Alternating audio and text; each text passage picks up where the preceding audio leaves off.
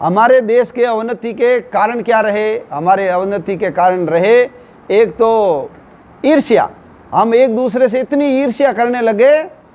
एक कथा आती है कि एक व्यक्ति था, उसने भगवान की तपस्या की और भगवान खुश हो गए, बोलो क्या चाहिए? तो उसने कहा कि मुझे तो आप अमर कर दो। भगवान ने कहा अमर वमर तो कोई होता नहीं है, दूसरा कोई वरदान मांग ले। तो उसने कहा मैं जैसा कहूँ वैसा हो जाए, मैं जैसा कहूँ ना वैसा हो जाए। भगवान ने कहा बिल्कुल हो जाएगा, लेकिन एक बात हमारी भी माननी पड़ेगी, तू जितना मांगेगा ना तेरे पड़ोसी के डबल हो जाएगा। तो उसने कहा ठीक है कोई बात नहीं। अब वो घर गया, झोंपड़ी थी, मेरा घर बन जाए, घर बन गया, लेकिन पड़ोसी के कितने घर बन गए? पड़ोसी के 2 घर बन गए। मुझे घर के अंदर हमारे सब साधन सुविधाएं कर दो, सब हाथी घोड़े जो भी चाहिए, तो वो किया तो पड़ोसी के भी डबल हो गए।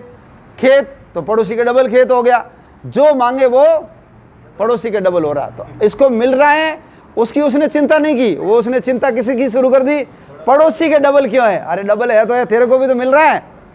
उसने उसकी ईर्ष्या शुरू की, और ईर्ष्या शुरू की तो उसका पूरा ध्यान मांगने की बजाय किस में लग गया?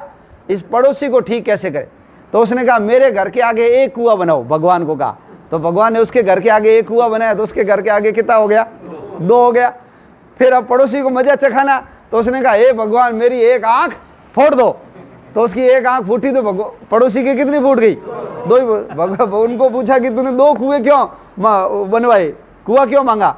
उसने कहा अंधा है, एक पे बच गया तो साला दूसरे कुएं में तो गिरेगा ही गिरेगा ना। ऐसे ईर्ष्या करने लगे हो, एक दूसरे की ऐसी ईर्ष्या करने लगे, दूसरे कुएं में तो गिरेगा ही गिरेगा ना, ऐसे ईर्ष्या करने लगे।